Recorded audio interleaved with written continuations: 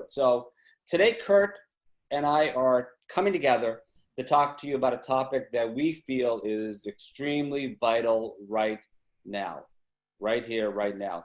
And that's really around the three ways that sales leaders can use upselling to achieve quota. And we all understand why that's so important. And we'll get the introductions out of the way. Kurt, much nicer looking picture. So let me tell you a little bit about myself and Big Tin Can. So John Moore, I run revenue enablement here at Big Tin Can. And what that really means is I'm responsible for partnering across the organization to make sure that every single touch point, whether a prospect or a customer, is delivered with exceptional customer experience, and we provide exceptional value in each and every one of those. And Big Tin Can, I'll keep that part short as well, because that's not what you're here to hear, is a sales enablement automation platform, delivering solutions for sales content management, learning and coaching, document automation, and a few other areas which are a lot of fun and exciting for me. But with that, Kurt, I'm going to hand the ball to you. Great, John. Good to be here. Good to be collaborating with the collaborator here. So yeah, I'm Kurt Shaver. I'm a co-founder at Vengresso, and I serve in the role of the Chief Sales Officer. Vengresso is a digital sales training company specializing in what some people call modern selling techniques. Some people call it digital selling techniques. It's really a combination of social selling and using video for selling. So I like to call it things that were invented this century selling techniques. So that's what we're up to. I love that description. So why is this topic so relevant? I'd be curious to hear your thoughts on it too, Kurt. But for me, it's so important now, especially in light of this economic downturn that we're all living with. I know some verticals, some industries are doing better than others, but I really equate the pipeline to the LA freeway post or pre-COVID. Everything just came to a screeching halt. Nothing's moving forward, and getting those new customers through is just extremely hard. So you got to find a way to deliver more value to your customers and sell them more stuff. I mean, what do you think? Well, I mean, I completely agree with it. I mean, obviously, these are unprecedented times that the whole world is going through. And so survival, if not success, definitely depends on companies adapting, right? I mean, most companies have been, thrown a hook here, and they've got to learn how to adapt. And those ideas for adapting, it's ridiculous to think they're only going to come from sales, right? So there's obviously accounting, engineering, customer success, service, delivery. I mean, all these people can think about how can our company adapt? How can we, move forward? And at the end of the day in business, that kind of comes down to the big word revenue. So I'm looking forward to sharing some ideas. Yeah, likewise. And that's honestly, everybody, why Kurt and I got together and decided this was such an important topic to touch upon. And we really want to give you three proven ways that are really delivering value for businesses today. Oh, I like that. 3. All right. I'm not as cool as Kurt. Hey, let me start with revenue enablement. And that's an area that I talk a lot about and write a lot about. And if you follow me at all, I go crazy about it. Now, when I look at this slide, I got to be honest with you. It's a slide that's a bit of an eye chart. It's very overwhelming, and I struggled a bit on if it was even sensible to put it in here. But what I wanted to do was take a few minutes and unpack this and talk to you about why revenue enablement, especially now in light of doing more with your current customers, is so very important.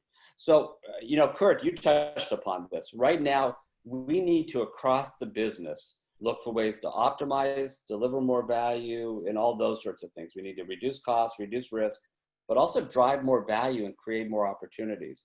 So one of the things about revenue enablement in particular is that it's really about looking across the entire buyer journey and across the entire customer journey in a very process-centric manner and identifying opportunities to reduce those pain points, both that are going to slow up the conversation or negatively impact the conversations you're having, but also to save costs and time. There's a lot in there that really is necessary and really valuable for us all to be doing today. Step back and take a look at what our processes are. And I know for us at Big Tin Can, we're spending a lot of time, how can we optimize everything that we do? so that we're not wasting time, not having customer conversations right now.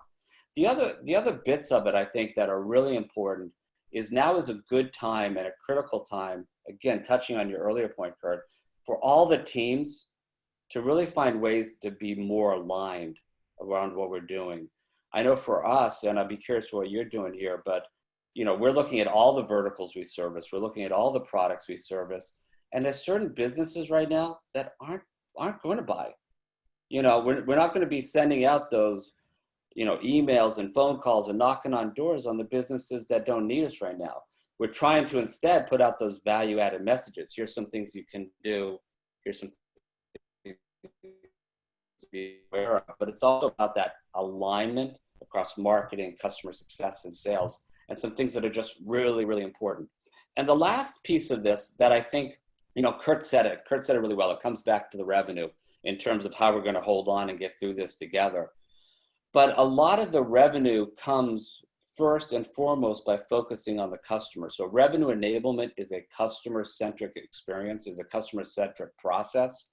You talk about sales enablement. It's really about how to make the sellers more efficient through that narrow part of the funnel, through the funnel itself. Revenue experience is really about how do you add value at every single touch point, value that's aligned, value that's consistent, and focused on doing those things so that your customers say, this company gets me at every single step, and that they don't feel lost in their journey. And part of this, I just simply wanted to share a couple of quick stats with people because, and I won't linger on these slides, but it's really important to understand that every single touch that we have with our customers matters. That, we see this in study after study. Buyers are always saying that, or especially now they're saying, the customer experience outweighs the product, the features, it outweighs the price. Delivering a consistent, high quality customer experience at every step is what our buyers are looking for. And the companies that are doing that well are doing a good job right now. They're hanging on. The companies that are discounting like crazy and trying to, just win people on price and function alone, they're the ones that are losing out. And as we look at where revenue enablement particularly can add tremendous value, I just want to jump forward to this slide and share with you. 89, look at that stat. 89% of the customers buy based on experience. 89%. So it used to be, you go back 20 years ago when I was a younger man working at Lotus and IBM, people would be fighting over dollars and cents in price, and we would still be charging an arm and a leg. People care a lot less about the price than the experience now because they're doing so much of the work themselves. They're doing the research on your products. So when they come to you, they expect you to be at the same level of knowledge and insight, and they expect that as they flow through that journey, they're not losing anything. So you need to focus on the customer experience, and that's where revenue enablement in particular is extremely, extremely valuable. And we see, Serious Decisions has done a lot of research on this, Kurt. And they were looking at some of the best performing companies in the world. And this was last year, pre-COVID. But they were finding that companies that were really focused on aligning metrics, aligning goals across these different units, were seeing 36% higher retention rates, 38% higher win rates. They were also seeing, though, that the dollar value of all of those deals were much higher than they were when you weren't well aligned. And it kind of makes sense. Nobody wants to talk to a person in support that doesn't have a sense for what the seller sold them or what the customer success manager was talking to them about before. Yeah, I think one of the biggest things around that whole customer experience, CX world that you're talking about there, I think that like so many things, 20 years ago, like businesses used to be out in front of the consumer on a lot of things. Yeah. Last 20 years, that's really shifted. Like consumers are more technical. They get the technology first a lot of times. Companies are slower. They have legacy stuff. They have systems that have to occur versus an individual just goes into their Apple store and buys the new iPhone. So I think that when you look at the revenue, the far-reaching aspects of revenue, when you take in the customer experience into it, I think that business people's expectations are so much higher because of what they experience on the consumer side, right? Amazon suggests other products they might want. Netflix keeps their queue for them. They can watch the Uber car come to them on their iPhone, or control their alarm system, from across the world. So I think all of those things that really entered in the door through the consumer world is what raised the expectation in the business world. Yeah, I agree completely. I mean, you never see Amazon recommend a product you've already bought. Yeah. Whereas you constantly see or have seen in B2B, sellers or customers say, "I should buy this product." Well, I already own it. You need to be much more consistent. And a lot of this comes to the streamlining the data and the process flow across it. And I'll talk about this in the next section a little bit, but so many times the experiences, whether you talk about talking to the seller and talking to the customer success person or the support person, they're just really inconsistent in terms of the overall level of quality. But again, if you get that right, there's so much value, proven value in study after study in making it happen. So, I don't want to focus just there because some of this builds off of the revenue enablement piece as well, Kurt. One of the areas that we see being tremendously important is putting a C-level exec in charge of customer success. And when I say C-level, I'd be better off saying more of a strategic senior leader than a C-level person. The worst thing you can do, though, is have your customer success team be nothing more than second-level support or glorified account executives calling up trying to get that renewal. It needs to be a very strategic, I'll use the overused phrase, seat at the table. It's really important. And part of the reason is it really makes a lot of sense in the sense that as you go through the experience, so customers, you've built a lot of trust as you go through with the prospect, all those conversations. Hopefully you've taken the time to thoroughly understand what their pain points are, what their challenges are. And probably if you're a good sales organization, you put together some sort of plan based upon products and services that they bought from you. And then what you don't want to have happen is have it handed off by the seller, sort of thrown over the wall at someone who hasn't been strategically a part of the conversation. So part of this, from a strategic standpoint, is getting the customer success team that's going to be owning the account, managing their success up front as part of the sales process too. And not from the beginning, but as they start to move further down the pipeline, closer to the end. I was talking to Bernie, CMO, Bernie Borges, CMO over at Bengresso, over your business. I've heard of him. What's that? I've heard of him. He's really smart, but we'll have to talk about his barbecue habits in another webinar. But that's for another conversation. One of the things he reminded me of was a Peter Drucker quote, and it went something along the lines of, marketing is really all about getting and keeping the customer. Your job as a marketer isn't just to get the leads at the top of the funnel and get more and more and more, and then not support them after the fact. Much in the same way, your customer success team is similar to your sales organization in terms of level of impact to your business for once they come on board. And I wanted to take a minute, if it's okay, and I'm curious to hear your thoughts on this too, but when I think about customer success, it can play, again, if it's raised to that strategic level, a very critical role in the success of your business. And I wanted to briefly explore each of these areas in terms of how they can really positively impact, and also in terms of how I've seen them negatively impacted too.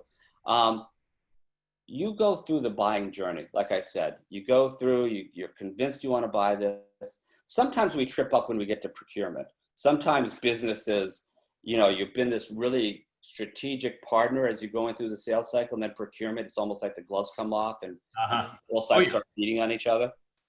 That's horrible. But then another place that we trip up is when we hand it off to customer success to go implement. and make the customer successful with what they bought. I've seen too many organizations where there's no clean handoff process, where you get on the phone with a customer success person after you bought and you go, oh, I see you bought the hub. Why?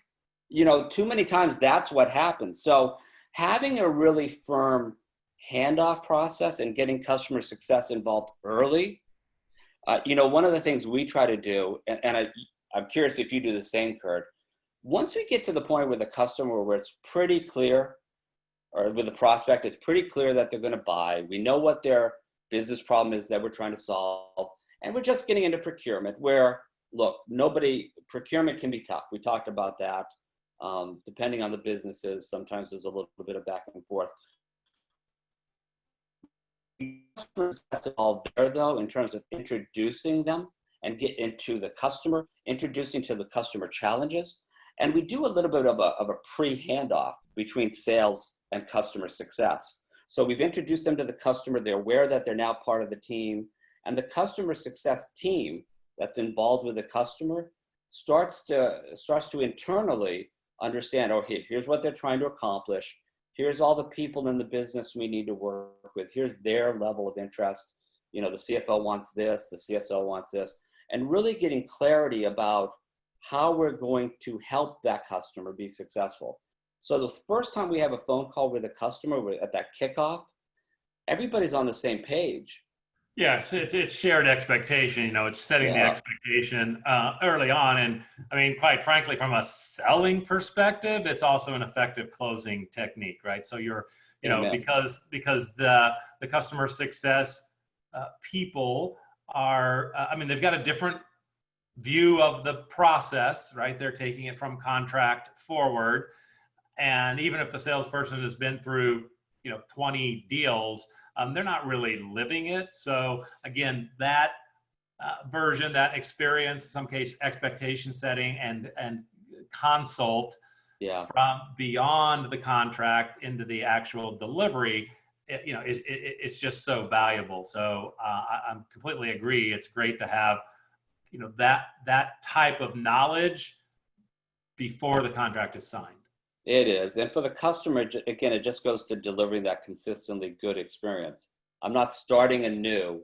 Right. And this new person enters the conversation. That's like when you call up the customer service person, right? And word. You spend 10 minutes on hold, and then you get through to somebody and you talk to them about 5 minutes, and they're like, that's another department.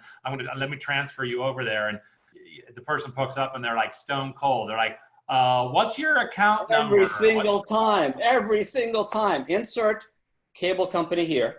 There you go. Company name here. It happens to me every single time. The poor cable companies. The poor cable company. I will apologize later. But the other thing we try to do around that is by forming that partnership with sales and customer success is maintaining that all the way through.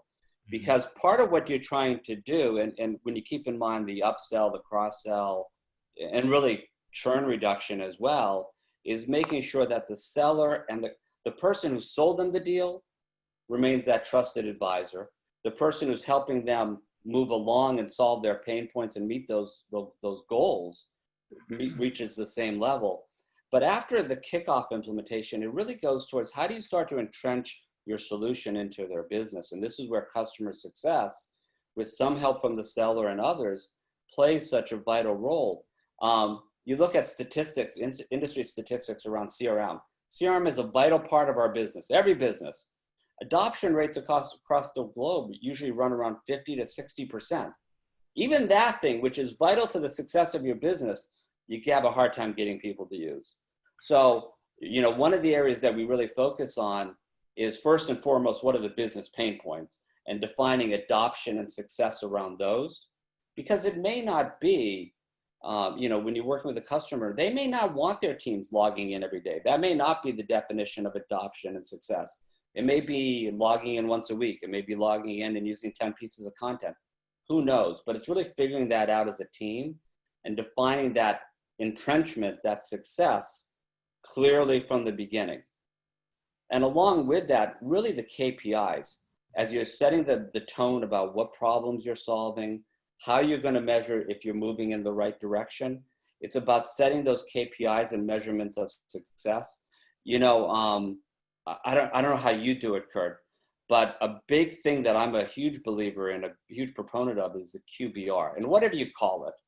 But coming back with the customer, and you've been meeting with the working team at the customer week in, week out to make this product get out there and get it released and successful. But usually the buyers aren't involved in those conversations. The CFO, the CSO that bought the product, the CMO, they don't pay that close attention. So bringing the entire team back together to review the KPIs that you agreed on, if you're hitting them, it sets you up for some great conversations, reduces the opportunity of churn, but it also earns you the right to start to have the next set of conversations about how else you can help them, how else we can upsell or cross-sell you something. I mean, I assume you guys are doing something along that line, probably, right? Yeah, we do. And I know you do a lot of it too. I have a question for you. I got a pop quiz for you, John. Oh no. So I'm going to throw one at you here. We didn't rehearse, but it's a subject I'm really interested in. So, what are your thoughts about having customer success compensated for like a renewal or upsell?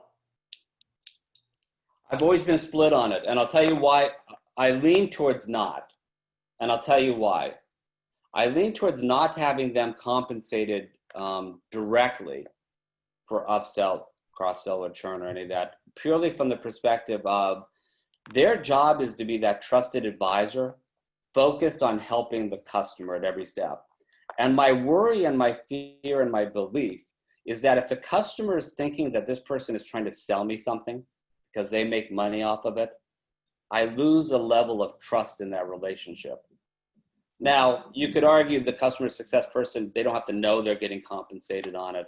But the 42nd time that you say, oh, you should buy 10 more licenses for your Girl Scout troop, you start to lose some credibility. So I'm not a fan of it, but then I'll give you the flip side of it, Kurt, which I do like about it, is the customer success team, if they're doing their job well, is focused on delivering that value. So the counterpoint to the same point is that they should be focused on providing business value to those conversations and to those customers. And if they're doing it, then the customer's not going to churn. There's no reason for them to leave. And the customer, if they're viewing you as a trusted advisor, is also going to be looking at you as somebody who could say, okay, now I have this problem. How else could we solve it? And so it's a tough one. And I don't have a black and white answer. I always lean forward with no, don't compensate them. What's your perspective, though? Well, we're not going to get a good argument here, I'm sorry to report, because I actually share your belief. Certainly not direct, certainly not direct that oh, you're getting 1% of the sale to that customer, right? Maybe is it a little bit more of an indirect thing, and there's some kind of a satisfaction thing, and there's a pool of either one CSM's customers and or the entire customer pool, where it's a little, again, more indirect. Yeah, maybe so that, but yeah, I agree with you just from the motivation and intention, and as you said, trust standpoint. I would say no rather than yay. But it would be interesting to see. We got a lot of people on the line. Maybe people can just weigh in on the chat that we could look at a little bit later. If anybody really does that in a direct manner and finds it successful and finds it doesn't cause any bias and things like that. I'm sure there's certain industries where it's probably more natural to do that. Yeah. So that'd be curious, but that seems to be kind of a hot topic in the world of customer success these days. I've seen a lot of posts on LinkedIn about it. It can get very, at least polarizing, if not controversial. So I thought I'd throw it out there on you. There's great reasons to have that happen, to compensate them based upon success. Yeah. But there's also relationship-wise some real risk there. Bernie threw out, Bernie's listening, and he threw out, same thing you did, sort of our team bonus pool based upon CS scores. I think something that rewards them, the customer success team, based on those metrics that isn't Yeah, directly tied to individual customers is a wise balancing point, a balance on it, Kurt. I agree. But in terms of, I haven't seen anybody doing it in a manner that I viewed as stellar. I haven't seen anybody doing it and seen it really work well. So, and it's hard because you start to get tempted to throw sellers into customer success roles because you're like, well, they should be understanding how to sell. And it's like, no, I don't want them selling. I want them to be trusted advisors that happen to sell because they're trusted advisors. Yeah. Anyway, to further, just to continue forward there, Kurt, though, that's a great question. The one point I did want to throw out in terms of why making customer success is so strategic and why a focus on, again, all of this goes back to revenue. So is building point one and point two on top of each other. We have much more success industry-wide, globally, as businesses, selling to customers, existing customers, than we will ever have bringing on new customers. It's just a reality. And this one survey that I found that I wanted to share with everybody here was what this chart is showing us is simply the cost to acquire. So it cost me $1.18 for every dollar. So the cost to acquire $1. $1.18 is the cost to acquire a new customer. And any of us certainly in the SaaS space or the enterprise space is not surprised by that. We need to keep customers for a certain number of months to have the contract a certain length before we start to break even. That's something we should all be familiar with. But when you look at the cost to upsell an existing customer, 28 cents on average to earn $1. 28% of cost invested to earn back that dollar. That's a no-brainer. That sounds like a profitable business model, John. That's a profitable business model, which is why I get insanely crazy when I talk about revenue enablement and say, buying is part of it, but let's look at the other side of the equation too, because it's an area where all of our businesses need to focus so much more energy. And lastly, and we're not talking about renewals, but I wanted to share this too, 13 cents. 13 cents to earn $1 back on a renewal. Because and I wish I had this chart. I wish I had this chart 20 years ago because I was a sales leader at a kind of an early SaaS company. I mean, this is like 2001, so that model was still fairly new. Yeah. And we would get in these heated discussions about the CEO would be like, oh, we need new nameplates, we need new logos, new business. And I was always like, hey, $1 is $1, because our renewal rate at that time was like, it wasn't great. It was like 87%. And we knew it could be better. And we ended up actually kind of winning that battle and getting some resources to put more focus on the renewal business, and lifted those numbers up into the 94 range. And to me, that was easy money. And your chart really here is documenting that.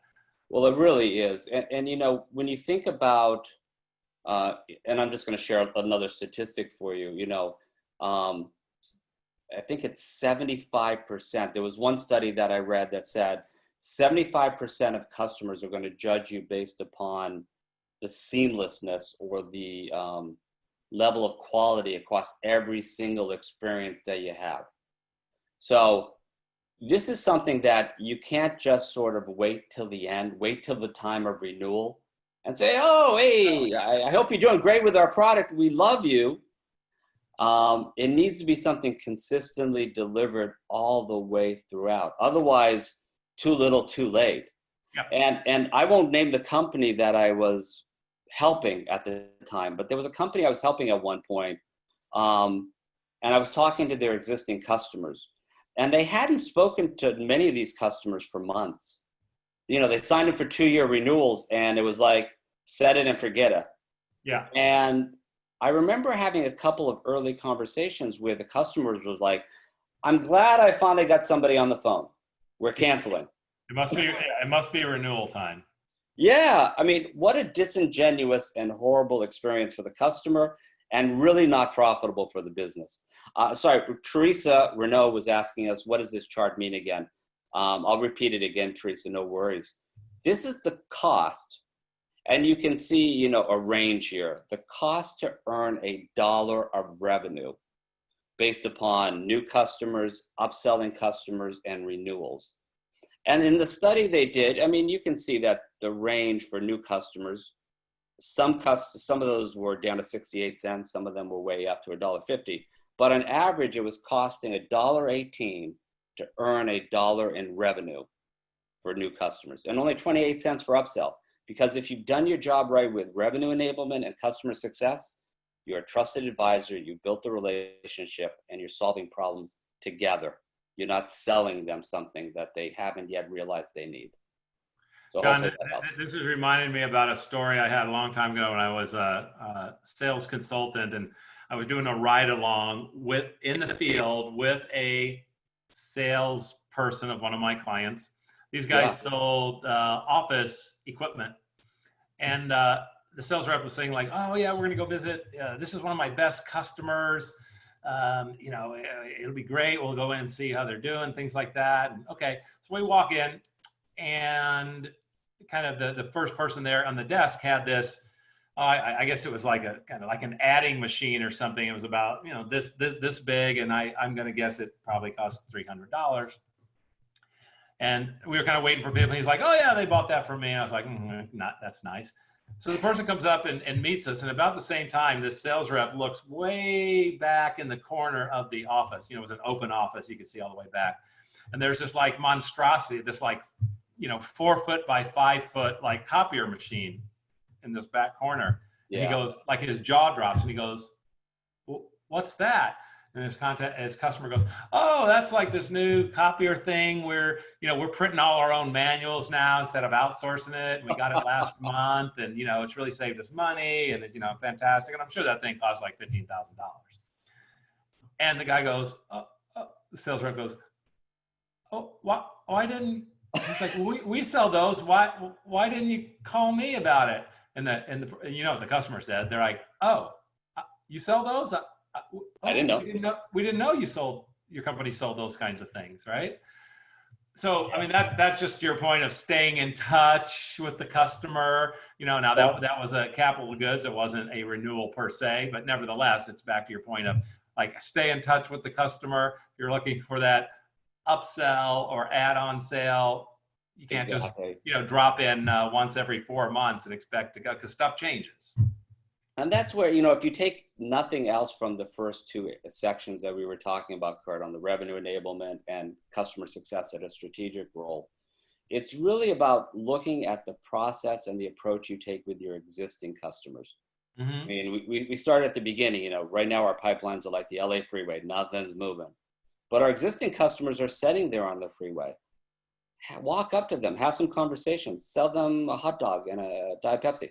I mean, you know, they're sitting there, they're waiting for you to help. Stop chasing the shiny new objects. No, stop shopping, you know, but put serious focus and emphasis on your existing customers. It's going to pay back in countless ways. And this chart just really, to me, nails it about why it's so important. You know, so we could talk about this for the next 3 days, and I'm going to move on. So we've had a lot of fun talking about some of the strategic ways and approaches for people to be considering right now. But I wanted to dive in and really go to some tactical things that people could do, you know, right after they hang up from this webinar, and let you, Kurt, take us forward for a little bit to talk about, you know, using video, something you know a lot about. Great. All right. So, yeah, videos was already popular before COVID, and it's become extremely popular as everybody was quarantined in the house and, you know, couldn't go to conferences, trade shows, client meetings, and things like that. You know, video is effective. This is a stat from HubSpot, just talking about the, this one's from LinkedIn. This is actually a LinkedIn stat saying the success of using video in order to start a sales conversation. Most sales reps these days say that is the toughest part of the entire sales cycle, is just getting started, breaking through the prospecting piece of it, right? So this is a good tool to have in the arsenal.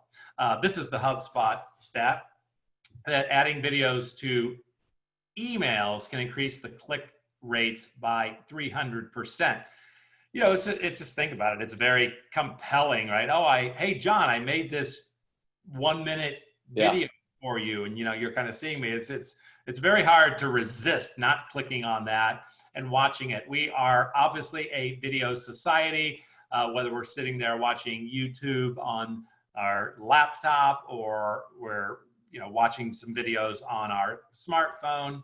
Everybody's just kind of used to it. It's a rich communication medium. Why not apply it in sales? Oh my God. And I got to share this story, Kurt, because it's so timely. You know, I was doing a LinkedIn Live with a CMO of a fairly popular video company recently. Mm-hmm. And we were talking about some of this, but he also shared with me, and then I shared back with him this story, which he says he hears all the time. One of our SDRs, brilliant. He actually sits there and he has a video of him holding a cup of coffee and saying, hey, you know, looking forward to meeting you for a virtual cup of coffee. And the amount of click-throughs or follow-up, I should say, responses that he gets by simply including that, even with people just saying, that was awesome. I had to reply back because it was awesome.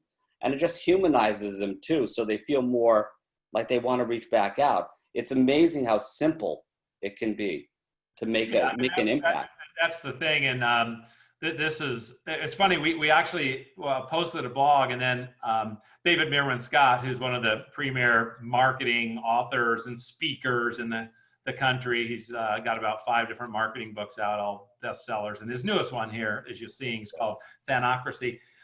So we actually were publishing about video, and then he made a comment actually against the blog, and we said, oh, we're going to use that for our next blog. But as you can read here, what he's identifying, because this is sort of his world, and this is an excerpt from his book. What he's saying is like, hey, it's Vengresso, it's not just your hunch about it. There's actual science around the power of video. And it turns out, John, in our brain, there are these things called mirror neurons.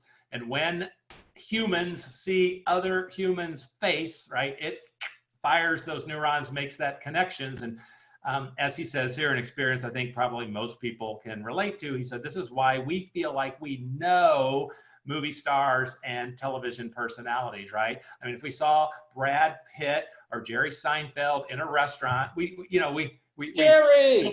Yeah, exactly. That's exactly. Yeah. We feel very comfortable. You know, we'd go up to him. Hey, Jerry. You know, hey, Brad. Hey, Jennifer. Whatever it happens to be, because what the heck? We've seen them for years and years, and we feel the further detail of this is we feel they're in our social space. But you know, that's what you want to do as a seller, because again, let's go back to the fundamentals. Selling is the buying process is know, like, and trust. Clearly, the human face and emotion and intonation and expressions is part of the know, like, trust. Why would you limit your salespeople to only audio over the telephone and text over email? It doesn't make any sense, because the technology has been there for 5 or 6 years. So that's kind of what we're doing. This slide is important. You can go ahead and roll them both up because it's really a comparison slide. I just want to define for people, when we talk about video, there's really 2 types of video that are used in selling. There's video conferencing, that's live video, that's synchronous video like we are doing right here, John. You and I are on opposite sides of the country, and yet we're having a conversation as though we're sitting across the table. That's live video conferencing. But then there's also recorded video messaging, less popular, less practiced. That means you can gain a competitive edge if you're using it.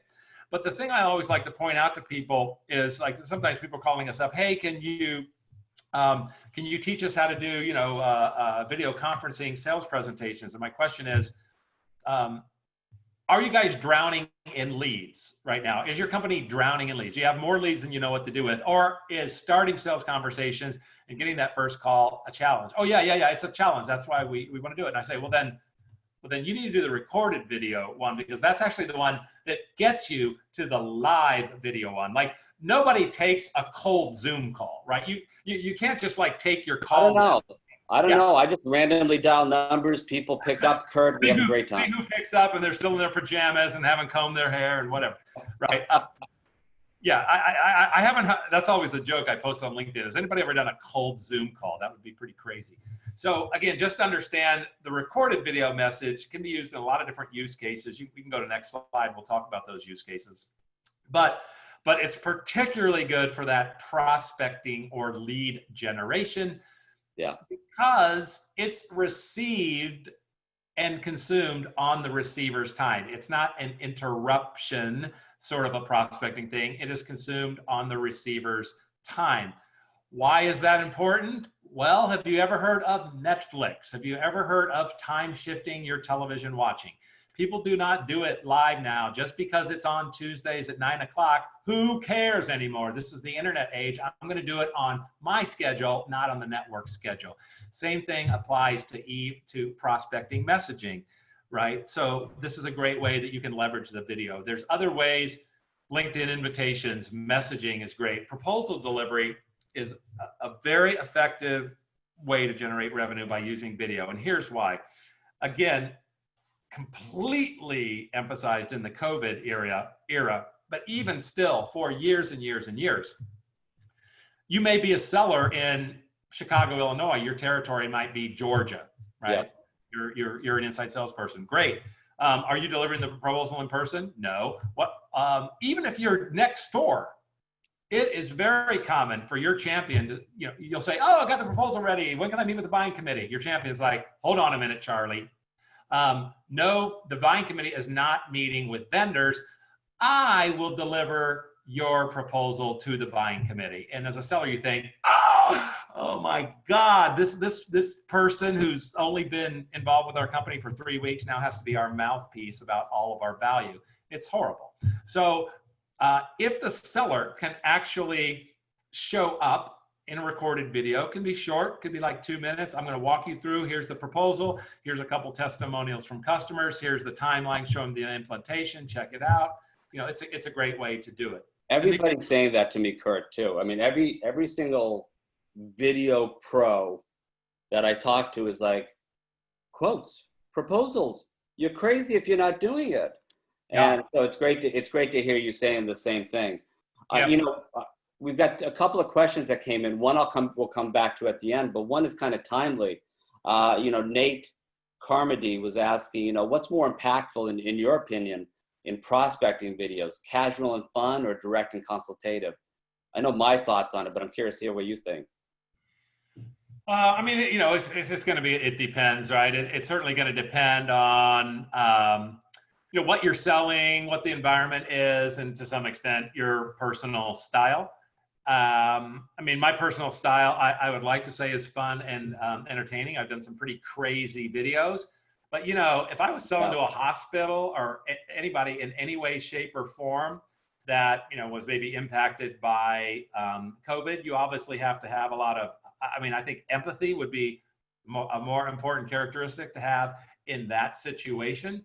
And I've seen some great ones from some of our customers that we've been training on video that are just like so authentic, so empathetic, of really trying to help the customer and being aware of their challenging situation. Again, that everything we just talked about there is human emotion. Like how do you communicate human emotion if they're not seeing your face and hearing you talk?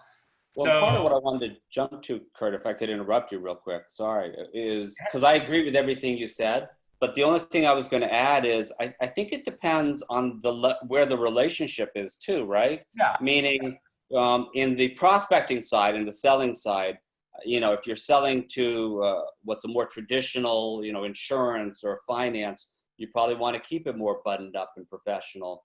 You're selling to industries that are a little different. You probably can play a little bit with it. Yeah. But I think it changes when we think about the existing customer part of the conversation too. Meaning, getting back to upselling and cross-selling, specifically as we're talking about using video with existing customers, mm-hmm. I think if you established a great relationship and a great working relationship, video should just be an extension of that. So if you're talking to an existing customer because you're doing a video to show them a new feature or to explain to them how you've helped them configure something, and you can't get them on the phone, so you just want to record a quick video, which you guys teach as well, and it's great stuff. I think it depends, again, going back to your points, the relationship you already have. So Yeah.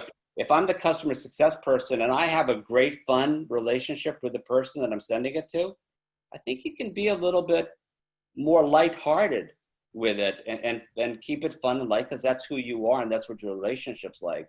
But I Yeah, think you're you right. want to be Since careful. we're talking about the revenue, the far-reaching aspects Yeah. of revenue enablement. You're right. I mean, the use cases go outside of sales clearly. I mean, when we say sales, to me, a lot of times I think of direct selling, but channel sales, channel management is another great use for video. A lot of times, a channel manager has a lot of partners to cover. And the biggest challenge for any channel manager is gaining mind share, because that channel partner has a 99 other vendors that are competing for their time. What are you doing to differentiate yourself and communicate? It's mind share and communication. That's the channel management game. Yeah. And Amen. as you Amen. just So said, unfortunately, take it all the way down to customer success. Yes, absolutely. That's a communication.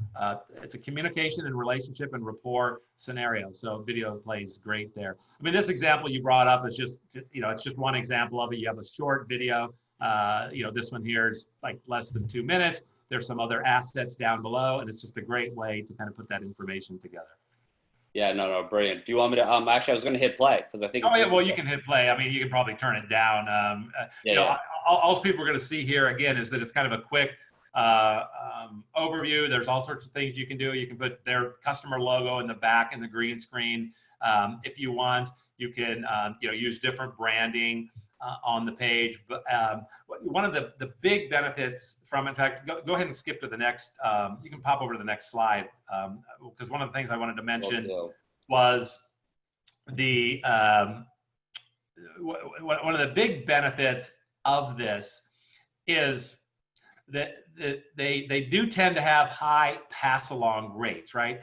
A video, despite having been around for about 5 years in the sales game, is still not common, thus the competitive advantage, and thus it still has the novelty effect. You were talking about the guy that has his virtual coffee video. So as a result, it tends to have a pretty good high pass along rate. Now, the beauty of it is, like all email these days, that information is all trackable. So you can know who opened it, who viewed it, who looked at what pieces of media. And I can tell you, John, we have closed business when we send it out to our champion. They send it into the buying committee. We see all the people that have looked at it, and then we can tell by the email formatting who's actually seen it. You go look them up on LinkedIn. You're like, oh, it's the COO. Oh, that's the CFO. That's the CEO. Oh, great. I know I'm in the buying committee. I'm in the right place. Oh, yes, they did look at the proposal. They downloaded it. It just gives you a lot of insight into where you are in the status of closing a deal. So it's not just the video piece, but it's sort of like the back end analytics that are very powerful.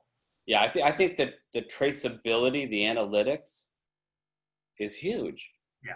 Because, even, whether we're thinking the front end new business or we're thinking the existing customers and upselling them, how many videos? I mean, I know our customer success team is constantly creating videos.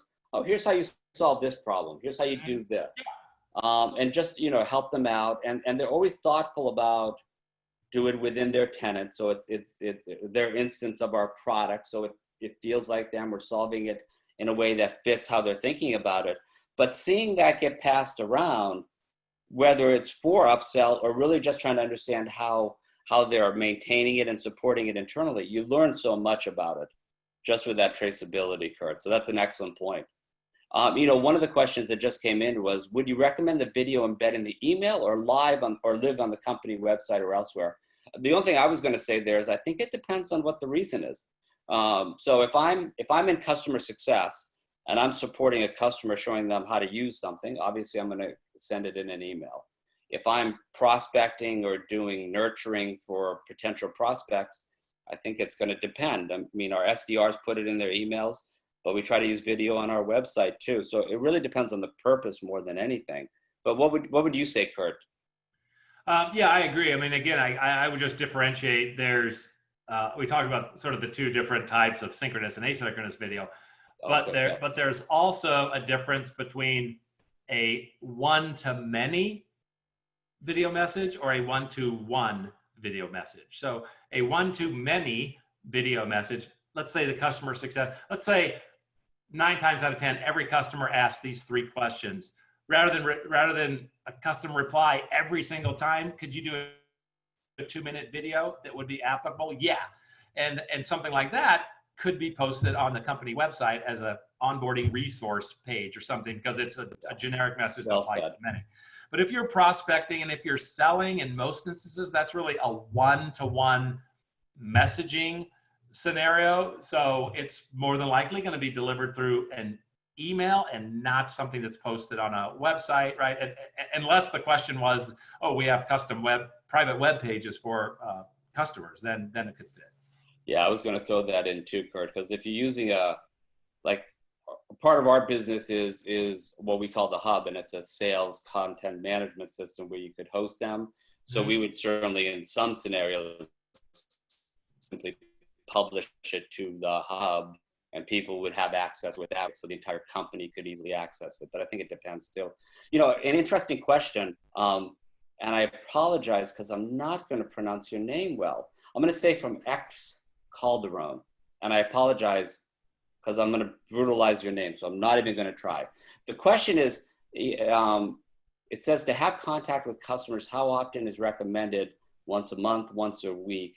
And I think the question is, how often should you be reaching out, from going back, not just on video, but going back to customer success and revenue enablement? And I'm going to tackle the existing customer side of it, Kurt, and maybe you can tackle the other piece of it. If we're talking about existing customers, I know we really recommend that our customer success teams are, first off, during the onboarding process, it's kind of, you set the cadence appropriate, but it's often 2 or 3 times a week, or at least once a week, because you're trying to accomplish certain bits of work and get them up and running. So it's very frequent. But in terms of once they're up and running, we try to meet a couple of times a week with the existing customers. And I say try, I'm sure there's cases where we fail at it, but in terms of trying to just keep that constant connection going with the customers, building that relationship, helping them overcome problems with what they've already bought, making sure they don't get roadblocks and successful. But also, Kurt, you gave the great example of, I didn't even know you sold that. Well, it's also talking to them about, oh, I'm not trying to sell you anything. We just did a release. Here's some new capabilities we have. These are all included. And these are additional, not trying to say anything, but just if you want to use them, you could use them to solve X, Y, and Z. Anyway, that's from an existing customer perspective. What would you say from a new customer, a prospect, I should say, Kurt? Well, I mean, the answer there is you always want to have momentum.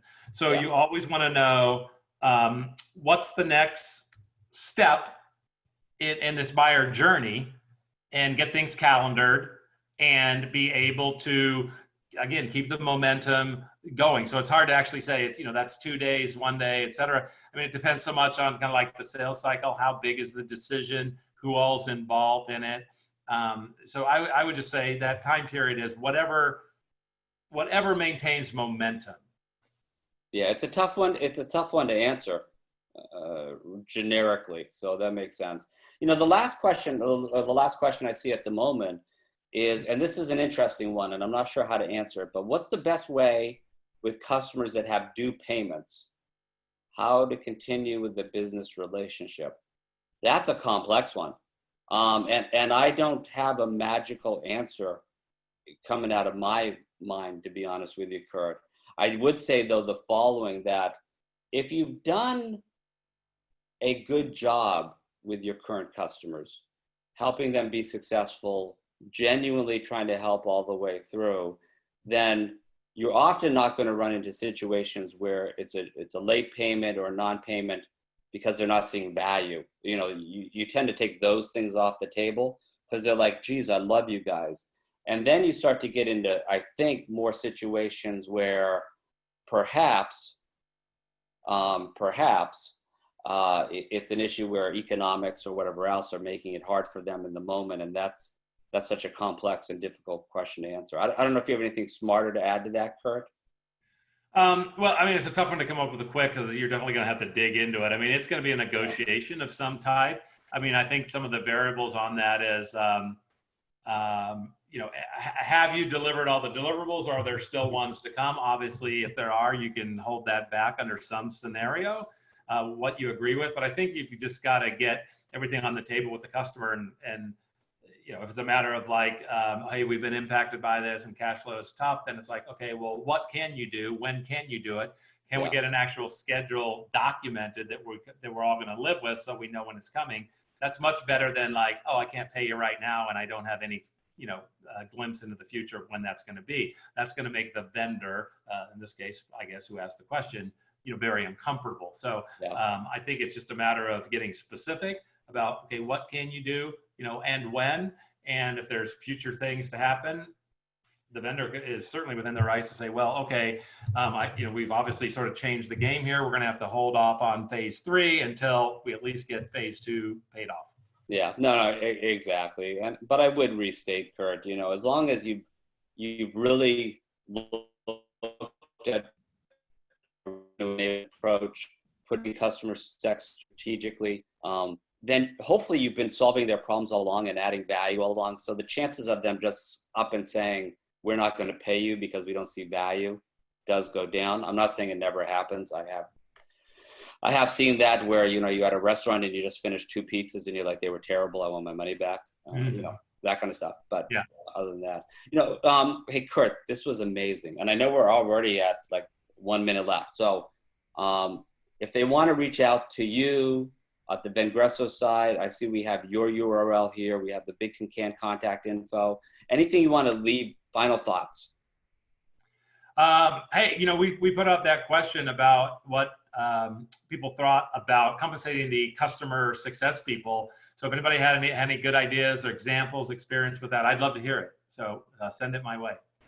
Perfect. Yeah, perfect. Hey, everybody, seriously, this was tremendous lot of fun for me. I know for Kurt too.